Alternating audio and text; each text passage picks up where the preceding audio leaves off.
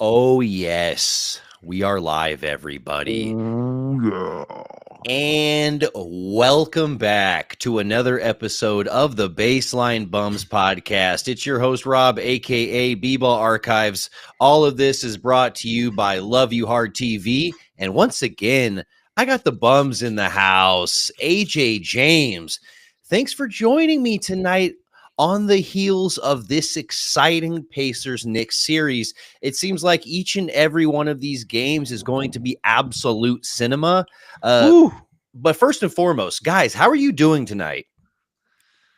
I'm Doing awake. great, dude. I'm doing great. It's still before 10 o'clock on a Friday, so I'm awake, which is crazy. But man, that game was something. That game was something. A lot has to be talked about. We also have some awards coming out, or that came out not too long ago. We got to get into a little bit, but it's Friday night, and I feel all right. So the party's here on the Baseline Bumps channel. Let's go. But yeah, I love it because we do have a lot of stuff to get to. Game 2 of this exciting Pacers Knicks series. This has been an absolute banger to say the least so far. I knew that we were expecting a big game after all of the excitement that happened in game 1. Mhm. But guys, what were you seeing out there in game 2? They made me pay attention till the very last second again. I thought I could change the channel. I thought I could start watching Triple D or Family Guy or something like that. But the Knicks almost pulled the Pacers on the Pacers. Yeah. It definitely got close there just for a second. But I saw, dude, I don't know about you guys, but I saw some tired legs from the Knicks. That rotation is not very deep at all. And we saw how short that rotation is tonight. And then they had to pull Mitchell Robinson because he can't make free throws, man. That's a huge part of that game. And you know, whenever they finally made their run is when they pulled Mitchell Robinson off. But I mean, shout out to the Pacers. They went into New York and got 2.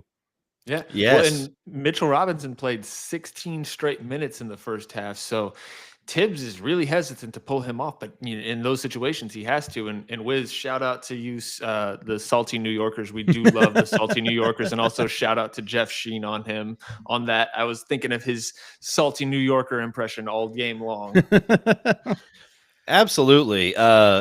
Yeah, we do not mind some upset New York fans over here. That's definitely not going to ruffle our feathers. But to your point, AJ, I think that was really, really massive. They needed Mitchell Robinson to be active and to be really, really impactful. And in late game situations, the Pacers were going to hack a Mitchell Robinson, and it was like you needed his defense, but you also simultaneously knew that he was a liability out there on the court, and it kind of ended up biting you in the ass because he failed to hit both of those free throws, and you really couldn't even utilize his defense because he was such a negative from the line. And I really felt like the Knicks needed to do more to close out this game. And they just really looked tired. And shout out to Pascal Siakam. I think we've been waiting all playoffs for him to just really emerge and show us why he's been that number 2 guy on a championship team before. And I think this is one of those performances that really just shows you like, hey, I can go out there and get 30 100%. something. Yeah. And be that number 1 guy. So shout out to Pascal. Yeah, that's absolutely correct. He carried the load tonight for Tyrese Halliburton, who was largely absent for about 2.5 quarters there. And he was that number 1 guy. And so, just absolutely huge for him. And Miles Turner also closing it out down the stretch. I think he had like 10 points in the fourth quarter. Just clutched that the big line, 3 in the corner, that threes, and just a big fourth quarter from him, and that's the kind of game the Pacers got from their supporting cast. You know, look at guys like TJ McConnell, even Ben Shepherd came in and hit a big 3 with that creepy ass TJ mustache. McConnell. And Dude, so Pacers win the championship. I'm buying a TJ McConnell jersey that day. It's just the depth of contribution for the Pacers is I think what won the game tonight. Every time the Knicks like started to get their momentum and they go on a 7-0 run or a 9-0 1 or whatever it was, it just seemed that the Pacers just did like just a straight up change in the rotation, and like that ended immediately, or they called a timeout, and you see that they just got contributions from everybody, like you just said, James. So I think the celebrities at New York are walking to a very fancy restaurant, very sad right now. But it is cool to see. It is cool to see the Madison Square Garden like up and running, and everyone's on their feet. They seem to be engaged. You got that Oregon in the background doing the defense. So like that part was fun to watch, but it was even more fun to watch Halliburton shut him up a few times after some clutch threes. It's an almost unbeatable atmosphere. But AJ, I actually thought of you the other night in game one. In game one, because you bring up the point, you brought it up a couple of times over the past few weeks of the Knicks possibly having tired legs. And when you look at when they were trying to tie the game the other night, Jalen Brunson, air ball, Karl Anthony Towns, front rim. Those are the kinds of things that's when the tired legs appear. That's how it manifests. And not only physically too, also mentally. Like mentally, the Knicks, especially in game one, had a lot of mental lapses. Game two, they had a few of them here and there, but I think the Pacers just made some huge shots. And I mean, I know we should be talking more about game two, but the ending of game one with Halliburton handing the ball off to Cat is probably one of the most badass things I've ever seen in my entire life to win a game. Oh yeah, well, honestly, like that's what you should do. That's literally, like I mean, outside of like throwing the ball to like your teammate, in a like the dead corner of the court, like throwing it to anyone will do in that moment. You're not going to get a good shot off. You might as well just poke the bear a little bit. I'm cool with it. Well, you couldn't even by rule get a shot off. I think there was 0.2 of a second left. So even if Cat had made some sort of 3/4 court bullshit, couldn't have counted. I just love the troll. Yeah, so funny. Well, yeah, and to your point, AJ, like, yeah, we're talking about how game one ended, and in that fashion, I was expecting more of a sense of urgency from New York, and you just didn't really feel that. You felt like, Pascal Siakam scored 11 straight points and really looked like a dominant force, scoring 16 points in that first quarter, and New York just really didn't look like they wanted anything to do with this game early on. And I'm sitting there looking at, Karl Anthony Towns, and I'm like, you need to be more aggressive. It's like you've been going downhill for this whole playoffs, and all of a sudden we're just not seeing we're not seeing that kind of movement. So we need to see their superstars being more aggressive. Yeah, we saw 2022 Cat tonight on the floor. Yeah, just in terms of pensiveness and just kind of being empty out there. Oh yeah, well, and large stretches of time. And he's been playing better defense, and we didn't get a steal, we didn't get a block from him, and that's a really big problem. And you see, Pascal Siakam transition offense, finishing at the rim. He was getting mid ranges wherever he wants, and this is supposed to be part of the territory that Karl Anthony Towns is supposed to be kind of defending. So it's I'm just wondering where Cat's going to be because he's really needing to step up. Jalen Brunson scoring 36 and 11 on good efficiency and really protecting the ball. It's like, where's their second superstar? We saw him in game one, but yet again, they didn't win. Yeah. And Jalen Brunson's averaging 40 points a game through these first two games. And I mean, yeah, it's like what yeah, it's like, what more do you want from him? I mean, they also can't stop him when he makes that turnaround jumper. Like, just he stops on the elbow, pivot, fadeaway jumper. You can't stop it, and they're just letting him have it, which is great for them because then that means it's a 2 and not a 3, and it's not coming from someone else. So you live with that shot. Big game from Bridges tonight too, and the Knicks can capitalize on that. Yes, absolutely.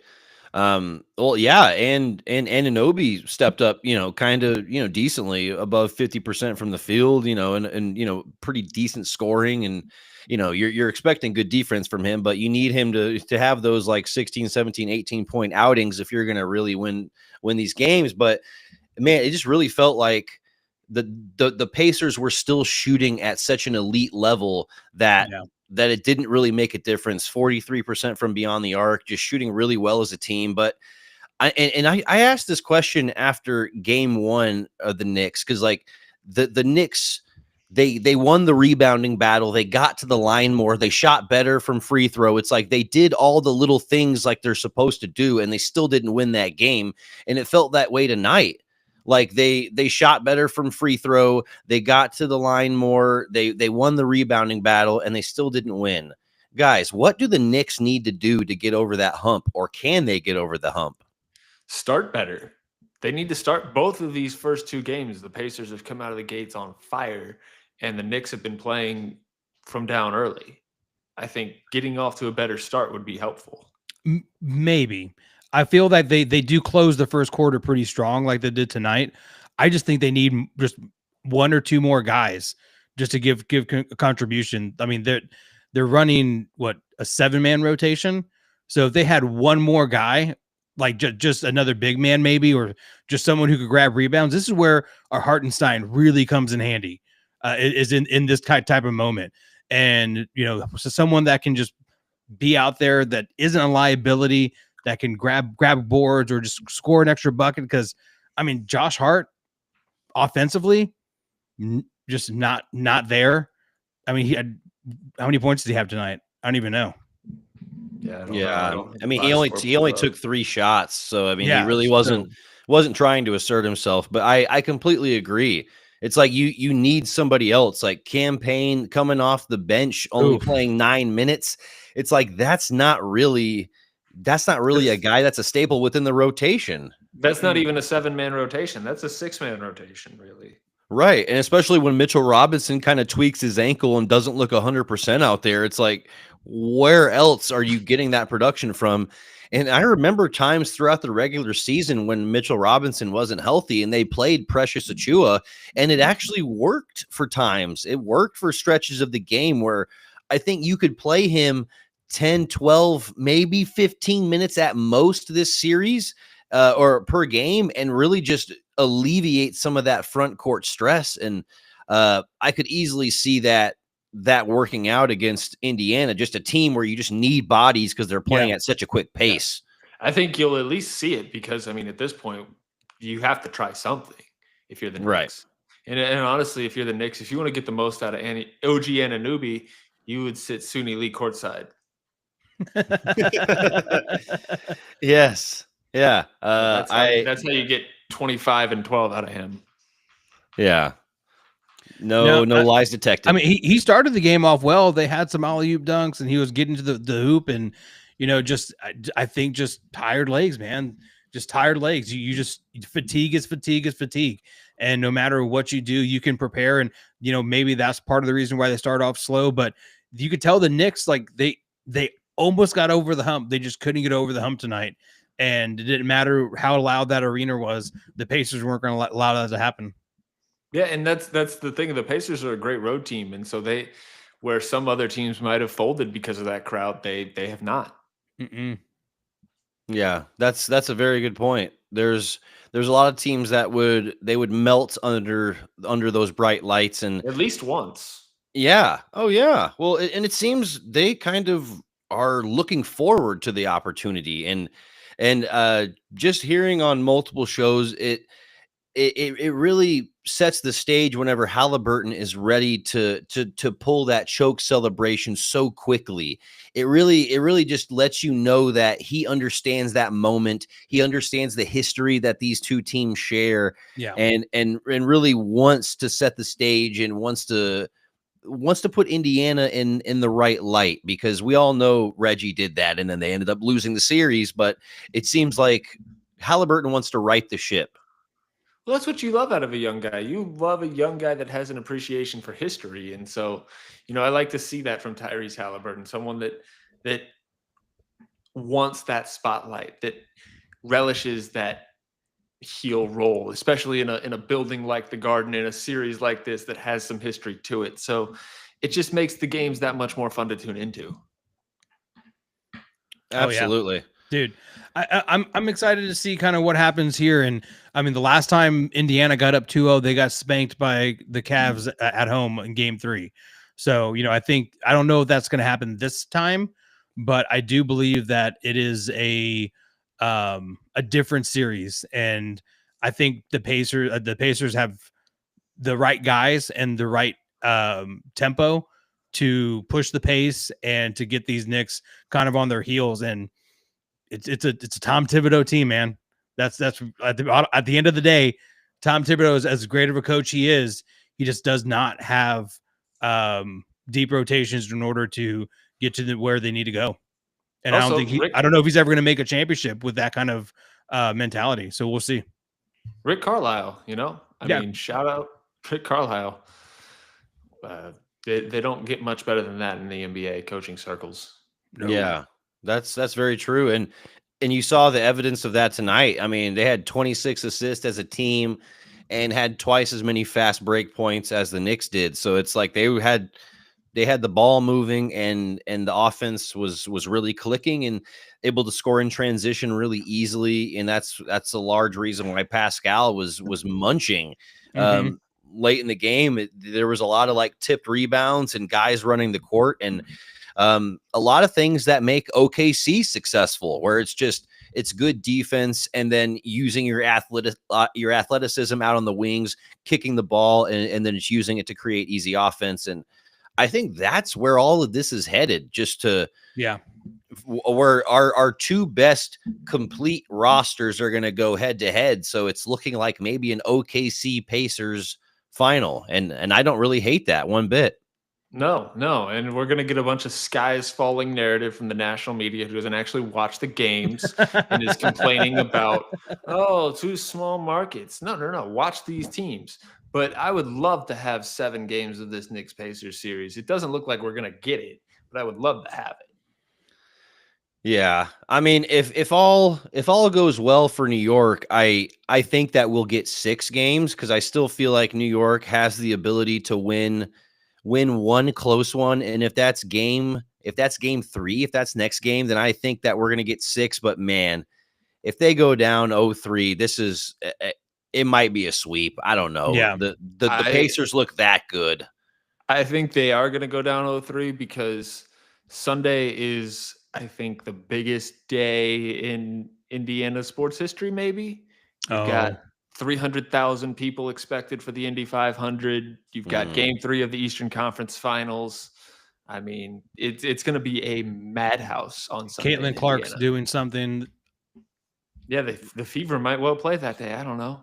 But how often do you get to say Indiana's the center of the sports world? Rarely. It's a weird thing to say. Oh, the Fever play the Liberty tomorrow. Interesting. That's a big game in the WNBA. Well, it's a big game, and I mean, we get champions. We get WNBA and we get NBA. Both basketball squads going at it. Sign me up. I'm going to watch that game tomorrow. Yeah, I'll give you guys a recap. Yeah, that's it. Hey, I'm going to be watching it as well. Caitlin Clark is must see TV. She's a badass, dude. She's badass. Absolutely. Caitlin Clark has been having a good start to her season. Did you guys think that was a flagrant foul on Angel Reese? No. By today's standards, probably, but I mean, it's whatever. It's a basketball play. So you do think that was a flagrant foul? She wasn't going for the ball? I don't think she was ostensibly going for the ball, but I think it is a flagrant one in that sense. Like, it wasn't malicious. Like I said, in 1995, no, that's not a flagrant foul. But today, that's a flagrant foul 9 out of 10 times. Doesn't matter who it is. Yeah, fair enough. I don't think it's a flagrant foul. It's hardly a foul in my opinion to begin with. But and this is something that I was listening to Jeff Teague's podcast.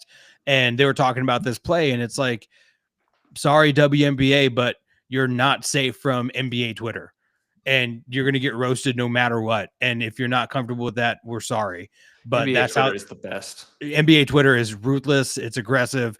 I mean, look what they turned our MVP SGA into, the free throw merchant. So like, and all the memes and all the pictures and all the videos and stuff, like, it's just a ruthless and sometimes heartless place to be. But what's great about being Spurs fans is that no one really cares. And no one talks about us very much. So we just kind of just dirt out the shoulder. I mean, how many Halle band memes do y'all think we're gonna see tonight? Yeah, we're gonna see a lot of those memes, or just memes where Halliburton is holding little baby Brunson or something like that. Yeah, But it's dude, it. did you see the 3-pointer that Hallie made? Brunson was on him and he like just stared him down and just nailed a three. And it was like, oof. And then he hit him Like with a chair. but it was just like he's playing at such a high level. Halliburton is right now that whenever he throws up a shot, even if from 40 feet out, you're like, that might go in. Oh yeah, I mean he has that kind of confidence, and when you're shooting with confidence, you know that it always has a chance. And he didn't even really need to score this game, and I love that he can have that kind of impact where he lets Pascal Siakam really just dominate the scoring, and he's still getting his involvement. He had 11 assists and only one turnover, so he's creating Yeah. offense. So that's not the issue, but it's just he can take a night off scoring, and then the offense is still clicking at a high level. They can win basketball games, and I think that's a sign that you just have a really well balanced team, and there's 100%. no way that the Knicks are dealing with this squad. Yeah, dude. Like, think about it. When Hallie goes to the bench, what happens? They don't really drop off very much because you still got Pascal Siakam on the floor. Whenever the Knicks make a sub, I mean, you get campaign in the game. Like, Right.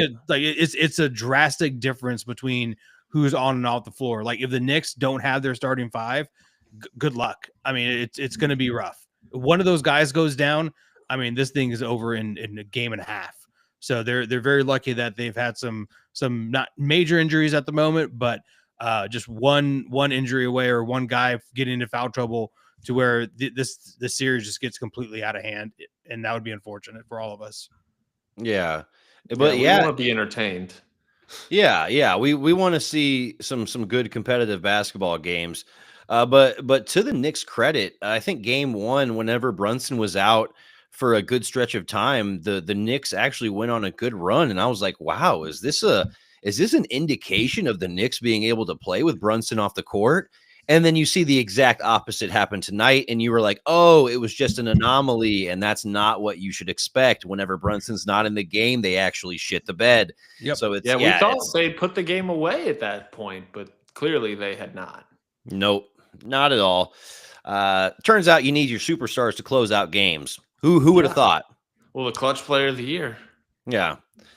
But yeah, guys, that's definitely, I think, what we're going to be seeing moving forward is the Knicks kind of moving uphill, so to speak. It just seems like they're a little slow.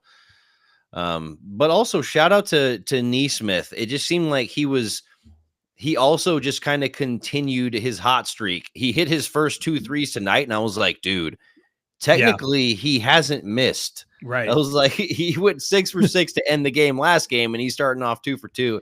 I think Aaron Neesmith stepping up is a huge reason why they're 2-0 as well. Oh yeah, absolutely. And him and Nemhard as well.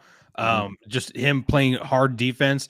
I mean, like I was saying earlier, Brunson gets to his spot, pivot, fade away, but he's not making that shot easy. So shout out to him for going in there and just knowing his role. I think also that a big thing for the Pacers, they just know their role. They're like, my job is to do X, Y, Z, and if I'm not going to do 1, 2, 3 with that, and I think that's where with the Knicks, they kind of have to wear a lot of hats whenever they're playing, and that seems to be some of the difference as well. Right. I mean, and that's such a good point, AJ, is like they know their role. And you have so many of these guys earlier on in their careers, and they're probably like, you know what? I'm a 3-level scorer. I can go get buckets. I can average 25 a game. And then you get to the Pacers, and they're like, you know what? That's not your role. You're maybe going to shoot 7, 8 shots a game, play 18 minutes. But you know what? If you give us a really good 9, 10 points 100%. a game, 4 rebounds, and you play your ass off on defense and get back, you're going to have a really good role on a team that wins basketball games. And they have a lot of guys that buy into that, thanks to Rick Carlisle. Right. Exactly. That's exactly what I coach. was going to say. The credibility of Rick Carlisle and the credibility of his resume allows you to do that, allows players to really buy into that. Yes, of course. And yeah, and you have the tangible evidence you can point to in the past and be like, here's all of the guys that benefited from doing this. Just really buy into the system and yeah, and just let it speak for itself. So yeah, those are really good points. So Yeah. Rob, you said 6 games. You still think 6 games? I mean, this is all about game 3. I originally said Pacers in 6, and I think New York has enough to where if they win game 3, I think it'll go to 6. But man, if they lose game 3, Sweep. I think sweep. Yeah, James? I think it's gonna be Pacers in 5 at the most. Yeah, I'm with James on this one. I don't see the Knicks kind of coming out of this hole because they're gonna have to do something insane. Like one of these guys, maybe Josh Hart, maybe OG, maybe Bridges, maybe someone's gonna have to have one of those like Namesmith type games where he has 30 plus points and they're able to make some clutch buckets. But the way that Rick Carlisle is coaching right now, I don't see that happening. So, All right, so Knicks in 6. We've cursed ourselves sufficiently. $1, $2, $3. All right. Yeah, pretty much. Yeah, because I mean, you can't expect your role players to step up every single night. And James, to your point earlier, yeah, I feel like they kind of wasted this 20 piece that Mikal Bridges kind of put up tonight. It's like he's not really doing that with how he plays within this offense too often. So you Especially really as they go on the road. yes, yeah, that's very true. It's yeah, you need that more often, and he does that maybe 1 out of every 3 games. Yeah. But yeah, so we're excited about this series moving forward. A lot of interesting stuff to look out for. Hopefully, New York can win a couple games and keep it competitive because we just want to see more of it. But even We'll if see. they don't, we're I still think we're all thinking Pacers in the finals. It was interesting to see before the game though. Like I was watching the NBA tip off, and all the celebrities that they were showing looked like they're walking on eggshells. They looked nervous. You could tell that there was a weird kind of vibe going on, like a lot of uncertainty. And I think Reggie Miller even brought it up and during the telecast at one point too. And you could see that like Ben Stiller wasn't fully like, I'm confident in this shit, but it's just fun to see the huge difference between Laker fans and Knick fans. And Laker fans just go when they want to be seen. They don't care. The Knicks fans, like they cut to them and they're screaming and yelling and they're all over the place. And it's fun to watch those types of fans, especially like celebrities that you kind of forget they're human sometimes. And to see like Ben Stiller jump out of his seat or what's his name, Tracy Morgan on the sideline too. Right. It's cool to watch. And I know we're probably not going to get a whole lot of celebrities if it's Pacers and Thunder, but but it's still going to be fun basketball.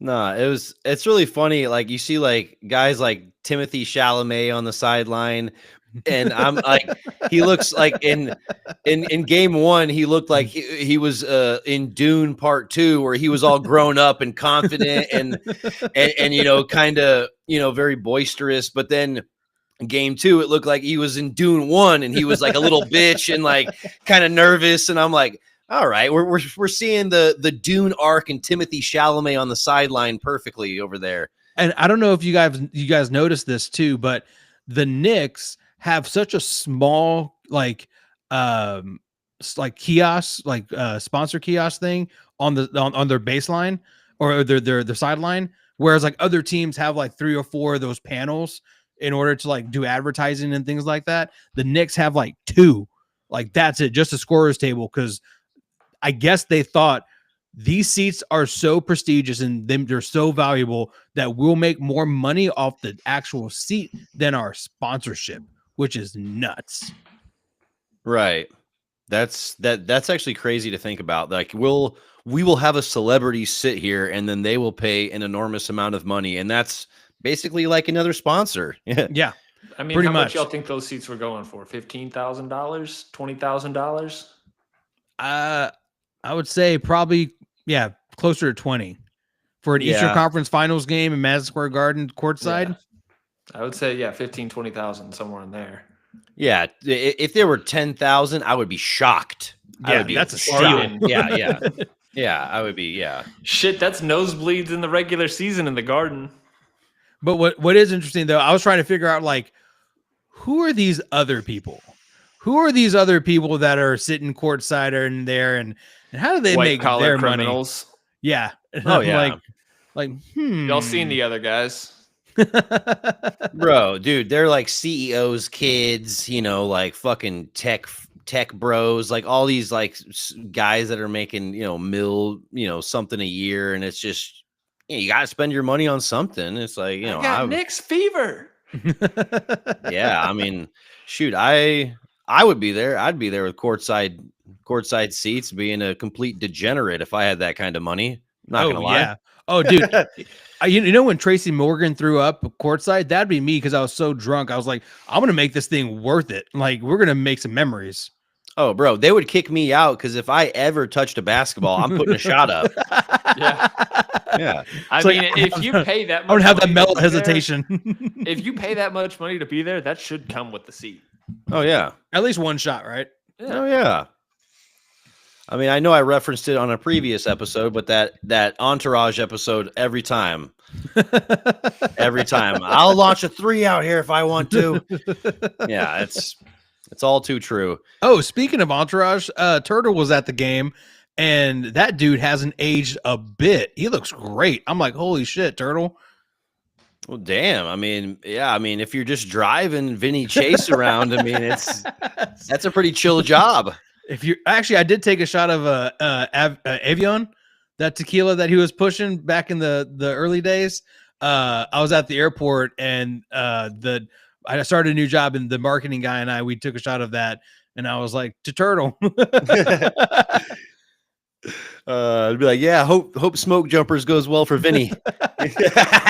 but yeah, guys, we have a lot of other NBA stuff to discuss as well. I kind of wanted to dive into some all NBA team selections that just were released today.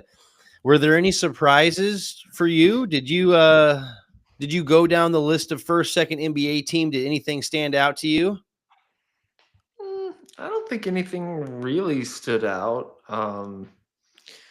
Maybe Cade Cunningham on third team, was kind of expecting him to be a little higher. Yeah.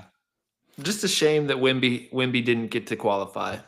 That was gonna be my question. If Wemby qualified, where do you think he would have made a NBA team? Yeah, I think he probably would have been second team. Right, because I think Evan Mobley had a really good season. I'm not trying to take away from anything Evan Mobley did, but it seems like Wemby, if you look at him not only from his defense, which he would have been depoy and Mobley wouldn't have been, and he would have been putting up way better statistics, albeit on a far worse team. But still, I feel like Wemby would have done enough to at least made third team, if not at least challenged Mobley for second team. So yeah, I think he would have been second team. Personally, that's the biggest surprise, is that Cade Cunningham was third team. I thought he might have been able to crack the top two. Yeah, but I mean, definitely some great names on here. No doubt. Yeah, I was kind of thinking that as well. I was like, Cade might have had a good enough season to be in there over, but like, what are you going to put him in there over Ant or Curry or Brunson? It's like, Yeah. You think LeBron was second team? I think that there's no way that I'm putting J-Dub over LeBron. So if it's coming down to which forward had a better season, J-Dub or Bron, I'm putting J-Dub on third team. That's so it's weird. It's weird not seeing KD on it. Yeah, it is, and that's a proof to how disastrous the Suns were. Yeah, and Booker too, for that matter. Yeah, that's very unfortunate. But you got to think that's going to turn around a little bit next year, or do you think that they're toast? They're going to blow it up. They have to blow it up. Can blow it up. They're going to have to figure out a way to do it. It'd be unfortunate. They don't have their picks. They don't. I mean, it's dire. Right. Yeah, I You mean, got to trade away an untradeable contract. How does that happen? Yeah. It'd be one thing if Bradley Beal had lit it up at any point this season, but he was horrific. at any point in in his time in Phoenix. Yeah. Right. Any time in the last 2.5 years would have been nice. Dude, fucking like 4 years. That's true. Or just That- act like you care. He just completely acts like he doesn't care. When people say that so-and-so is a losing player, I'm pretty sure that's applicable here. I mean, does a check clear at the end of the game? First in the Yeah. 15th, you can be a legend at the court or a legend at the bank. That's true. Yeah, that's fair enough. But in that same vein, of the All NBA guys, we got some awards. We know all of the 2025 awards. Were there any awards that surprised you? No, No- no, I Nothing don't too think so. crazy. No, Yeah. not really. Everything was pretty ho-hum. I mean, I think the fact that SGA got so many more votes than Jokic, I think might have been a little bit of a shock. I thought it was gonna be a little bit closer of a vote, but I mean, overall, I was happy with everyone. Yeah, Yeah, no, yeah. I don't think there's any complaints here.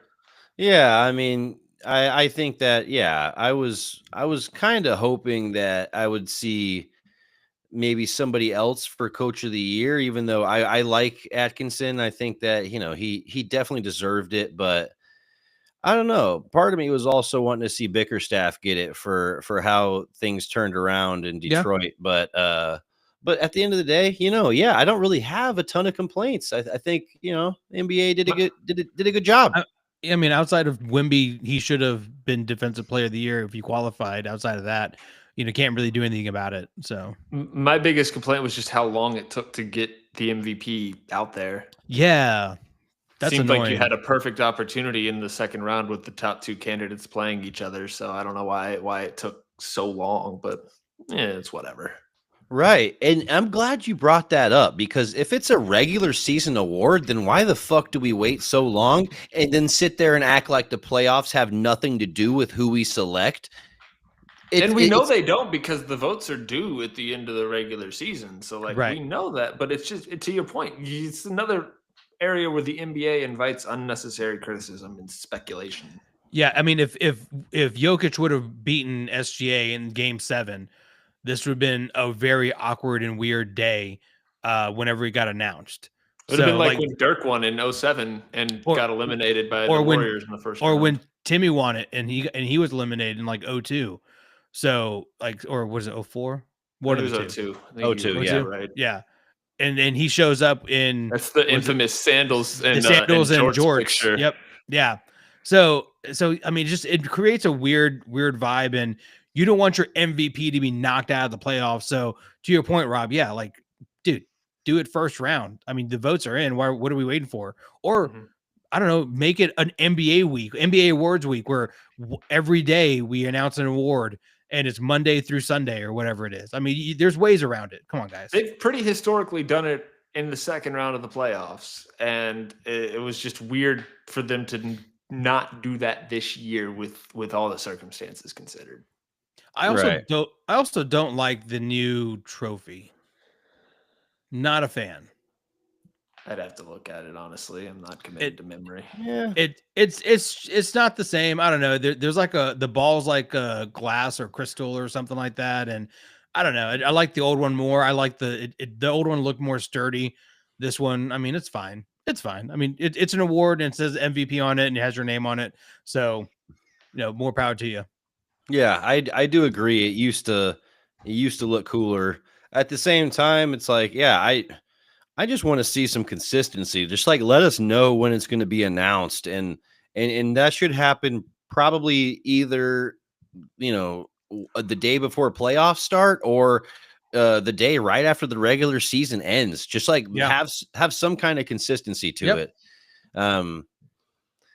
But yeah, that makes a lot of sense. Yeah, really nothing incredibly surprising about the awards.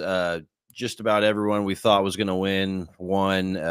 But yeah, I mean, how do you guys feel about the Thunder T-Wolves series right now? Do you think that's going to be another sweep or gentleman sweep? Wake me up when it's all over.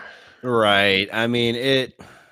It's just rough. It's just rough for Minnesota. They just don't have enough firepower, and even with some of the turnarounds in game 2, it's like you had even going back to game 1, you had some of the worst bench performances I've ever seen before, and Nikhil Alexander-Walker, DiVincenzo, Naz Reid went a combined 7 for 36.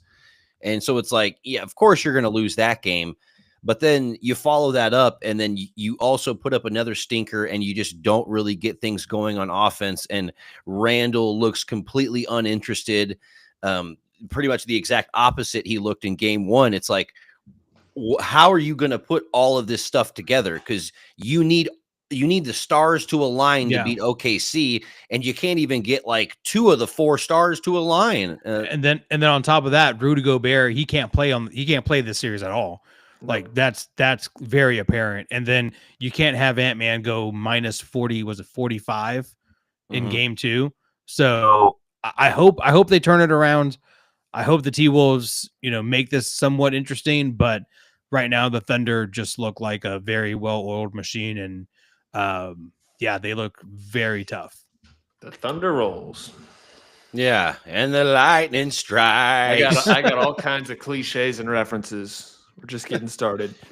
Oh yeah, but it's just so crazy going up against that Oklahoma defense. You need to have all of your chickens in a row, and I can't really discredit what I'm seeing from Chet as well, because Chet had a really, really good game. Wow. And he's running the rim very well. And while his numbers aren't eye-popping, it's exactly what OKC needs. Yep. And so I got to give him credit for just, really being a good, consistent, stable player and being what they need. So if you guys are Sam Presti right now and you're knocking on the door of going to the finals, you're right now the favorite to win the NBA championship. You have a plethora of picks at your availability here in the next few years. You just have the MVP of the league. You have all these guys that are just, what do you do? Like, is it possible that there's too many good chefs in the kitchen? Like, what do you do if you're Sam Presti? Do you try to go and get KD back and say, screw it, let's get him one here in a Thunder jersey? Like, what do you do? I think you do. Yeah, I was about to say, I think if you did anything drastic, you would be messing up a lot of stuff. I think you have to just keep the ship going in the right direction. And there's going to be guys that you have to pay. There's going to be, further down the line, you're going to have to pay, SGA, like Lou Dort. You have to pay Chet. Yes, you're going to pay Chet. SGA's Supermax is $380 million, I think, because he won MVP. Yes. And I know Lou Dort making first team All NBA, his next contract is going to be higher. And I know that J-Dub, his next contract's going to be significant as well. And you have other guys too that I feel like are attractive players, like Cason Wallace. Like, I think handsome guy. Yes, absolutely. That's where the picks come in. That's where the picks come in. They'll Yeah. be able to replenish that war chest and keep it rolling. I mean, you look at Sam Presti, he's already got probably the most impressive streak of first-round draft picks in years past in a row under his belt. When he drafted, it was like 07 to 09. It was like Westbrook, Durant, Harden, Ibaka, all of them in a row in the first round. So, like, I don't think you could have anyone better to steward that war chest with. And I mean, you get a championship under their belt, like it looks like they might this year, then who knows when this could end.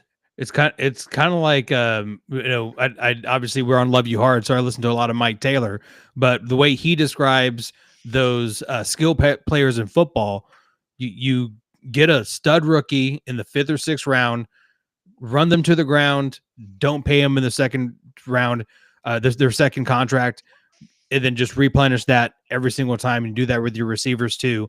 And you just have a well-oiled machine like you see with some of these really good teams nowadays. So I think that's figured out, but the Cowboys. Well, let's not get into that. It's not a Cowboys podcast. So go Lions. But yeah, man, it's an interesting position to be in. And, when you look at the Thunder, I mean, yeah, if you can keep your core players and get rid of a couple of picks down the road and get a guy like maybe Giannis, like that, just it'd be insane to see just what they do. But yeah, they can keep riding. Why not? If it ain't broke, don't fix it, right? Right. Yeah, and Yep. I think that they are in the absolute perfect seat where they can really just kind of just see how their destiny unfolds, and they don't have to make any drastic movements. And it really reminds me of where the Spurs were about 20 years ago. So it's really going to be interesting to see how they steer that ship, because if they do it right, they could win 3-4 championships with that core. Who knows? um Absolutely. But guys, yeah, that's been a pretty good playoff chat. We talked about the Pacers Knicks, talked about the T Wolves Thunder, and talked about a few things in between. But guys, we definitely have some dunking we got to get to. What's been grinding your gears? ESPN has been grinding my gears. They canceled PTI, and we're gonna, or not PTI, Around the Horn, and we're gonna give that time slot to Shannon Sharp, and then that whole thing happened, and now they canceled an all-time great show that all of us grew up on, and have nothing to replace it with. So The Baseline Bums are free agents at the moment, and we'll be more than happy to step in a time slot.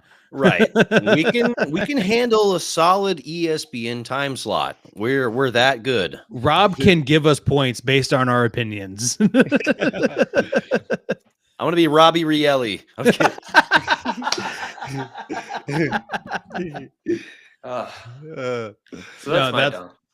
Well, I'm going to dunk on the Texas legislators for banning THC products here in Texas.